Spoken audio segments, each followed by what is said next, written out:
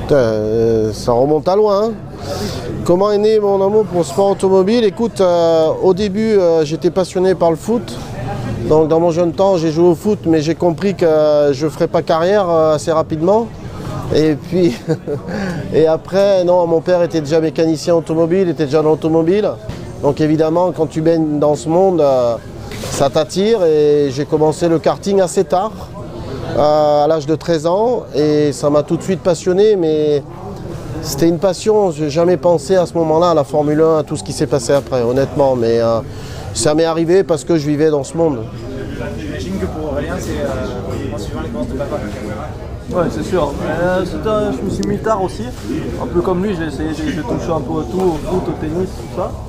Puis à l'âge de 12-13 ans, pareil, j'ai essayé pour la première fois le karting. Je suis sûr qu'après... En fait, ce qu'il dit pas, c'est que je voulais pas qu'il fasse ça. Donc il me cassait les pieds déjà beaucoup plus tôt.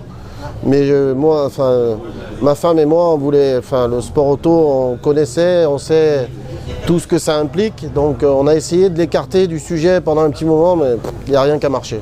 Bon, trop têtu. Peut-être. Vous êtes le dernier Français à avoir remporté un Grand Prix. Qu'est-ce qui vous reste de votre victoire à Monaco? Il me reste plein de souvenirs magnifiques. Pour moi, ça a été un vrai changement dans ma carrière après cette victoire. Du moment où tu gagnes un Grand Prix, après tu es reconnu d'une façon un peu différente. Ce qui m'a permis de faire une carrière de 12 ans en Formule 1. Donc oui, évidemment, ça a été un moment très important, mais ça a été une grosse étape dans ma carrière. Et des souvenirs, j'en ai plein les yeux. Parce que tous les pilotes de Formule 1 veulent gagner Monaco. Alors j'en ai gagné qu'un, c'est ça qui a été plus frustrant. D'un autre côté, ça a été celui qu'il fallait gagner. Donc voilà, c'est des souvenirs toujours plein la tête. Et ce qui est étonnant, c'est que l'année prochaine, ça fera 20 ans que les gens se rappellent de cette victoire encore comme l'impression que c'était il y a 2-3 ans, quoi. Mais non, ça fera 20 ans l'année prochaine. Donc ça te rappelle un peu à l'ordre, mais c'était un moment magique. Qu'est-ce qui vous a offert le gros drapeau français? Je sais pas. Honnêtement, j'aimerais le rencontrer un jour. Je sais pas. C'était dans la descente de Mirabeau après le casino. Ce gars m'a fait passer ce drapeau. Je l'ai pris parce que je trouvais l'image diabolique et il était tellement content et fier de ça. Mais j'aimerais le rencontrer un jour, mais je ne sais pas qui c'est. D'ailleurs, la maquette chez moi. Ouais. Lui, je pense que grâce à ce monsieur, tout ce qui en a découlé après, ça a été une image superbe pour le sport automobile français. Tu te souviens de ce jour-là? Non, j'avais même pas 2 ans. C'est compliqué, mais j'ai revu les images, c'est vrai que êtes-vous d'accord avec ceux qui disent que vous n'avez jamais eu une bonne voiture? J'ai jamais eu la meilleure voiture en Formule 1. Ça, c'est dire que j'ai pas eu de bonne voiture, non, c'est pas vrai. J'ai eu souvent des bonnes voitures, mais j'ai jamais eu la meilleure. Ça, c'est vrai. Je l'ai eu malheureusement en 2000 quand j'étais 3e pilote chez McLaren. J'ai su ce que c'était une des meilleures voitures du championnat et ce qu'était une voiture pour gagner toutes les courses. Et c'est vrai que ça change la vie, mais j'ai quand même eu de très bonnes autos aussi. Aurélien est né 15 jours avant le Grand Prix du Japon en 1994. Est-ce que ça a changé le fait d'être tout papa? Alors écoute, moi ça va peut-être te surprendre. Aurélien, on l'a déclenché parce que je partais au Japon pour le faire venir parce qu'il était bien au chaud, il ne voulait pas sortir apparemment. Et ça m'aurait vraiment embêté de ne pas être là quand Aurélien, bien sûr, allait naître. Donc je l'ai vu naître et le lendemain je suis parti au Japon. Mais ça a changé, oui, beaucoup de choses. Ça a changé que je me suis dit que s'il m'arrivait quelque chose de grave, Anne, elle ne resterait pas toute seule. Elle aurait déjà son garçon. Voilà, pour moi, dans la tête, ça m'a amené beaucoup de liberté et de positif aussi d'être papa. Alors, il y a Enzo Ferrari disait quand ils sont papa, ils perdent une seconde au tour.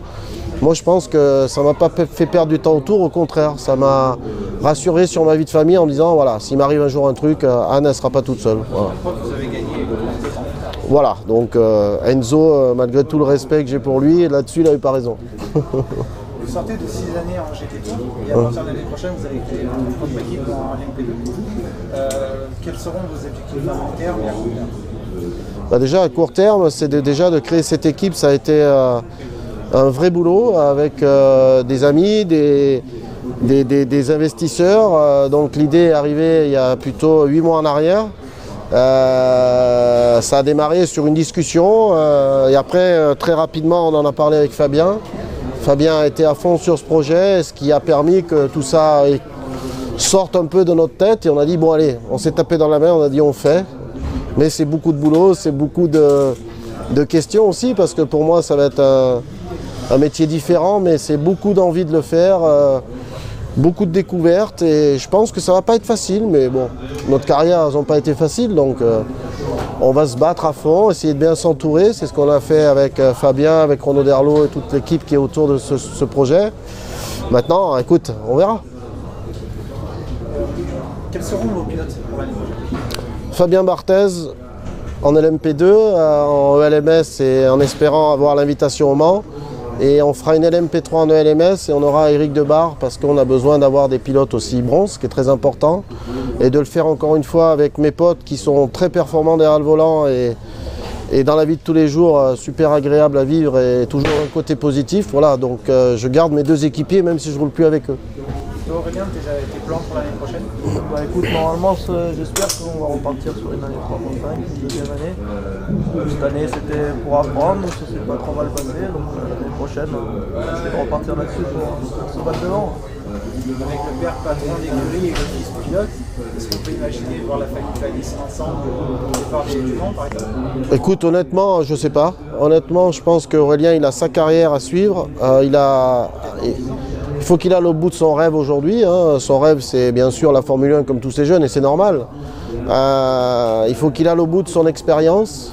Et puis après, écoute, suivant ce qui se passera, on prendra des décisions. De toute façon, son envie, c'est d'être professionnel dans ce métier. La Formule 1, c'est vrai que c'est... Tous ces jeunes rêvent de ça. D'un autre côté, tu peux faire une très belle carrière dans d'autres catégories en étant professionnel et gagner ta vie et être motivé et avoir ta passion qui continue. Vous êtes aussi le parrain sportif de Ilona Bertapel.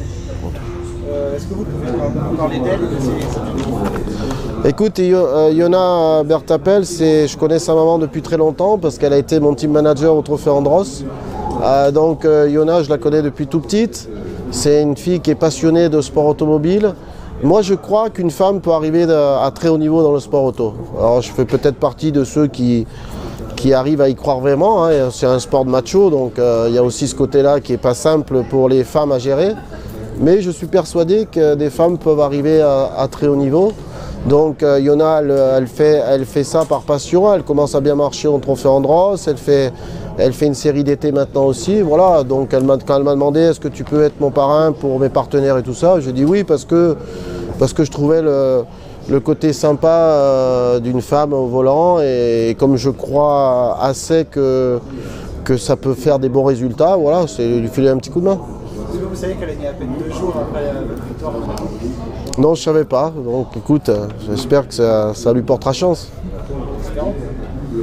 Beaucoup d'anciens pilotes de F1 se sont laissés tenter par la Formule 1. Pas vous? Honnêtement, ça ne me parle pas. Donc la formule électrique, j'y crois pas du tout. Donc je ne vais pas aller me mettre dans un championnat que je ne crois pas. Après, ceux qui y vont et qui se régalent, tant mieux pour eux. Moi, j'ai même Jacques Villeneuve avec qui on est très amis, qui m'a appelé en me disant « Allez Olive, moi je fais la Formule 1, je vais essayer, viens ». Ça ne me parle pas. Donc moi j'ai toujours été quelqu'un avec un caractère assez droit et quand il y a un truc qui ne me plaît pas, le faire pour le faire, ça ne m'intéresse pas. Bon, écoute, pas pour le moment, c'est sûr que... Ben, c'est plus un truc de jeune, voilà. Mais... C'est plus de leur, si tu veux, de leur temps. Moi, franchement, ça ne me parle pas. Mais lui, attends, si tu peux être pro et faire un championnat comme ça, si on lui propose, voilà, tu peux pas dire non, évidemment. On parle de plus en plus d'une bulle de protection sur les cockpits de Formule 1, et même d'autres catégories. Qu'est-ce que vous en pensez? Moi, je trouve que plus on améliore la sécurité pour les pilotes, mieux c'est. Après, quelle est la meilleure solution? Je pense que ça va pas être simple, mais tu sais, la bulle, c'est bien, mais si on veut reparler de l'accident de Jules Bianchi, tu peux avoir une bulle, tu peux avoir tout ce que tu veux. Le résultat, il aurait été le même. Donc, je pense que c'est plus travailler en amont sur ce qui s'est passé, que ça ne se reproduise pas. Évidemment, si on améliore la sécurité, la FIA fait du travail fantastique. Mais sur l'accident de Jules Bianchi, je vois pas ce qui aurait empêché que ça soit aussi grave que ce que ça a été de toute façon. Ouais, écoute, pas grand chose à rajouter. Hein. Même malheureusement pour dans le Jules, pas de problème. Et dernière question, qu'est-ce qu'on peut vous souhaiter à tous les deux pour l'année prochaine? Bah écoute, je me souhaitais d'être en forme physiquement et d'aller au bout de nos passions. Et puis pour lui, je lui souhaite de gagner des courses.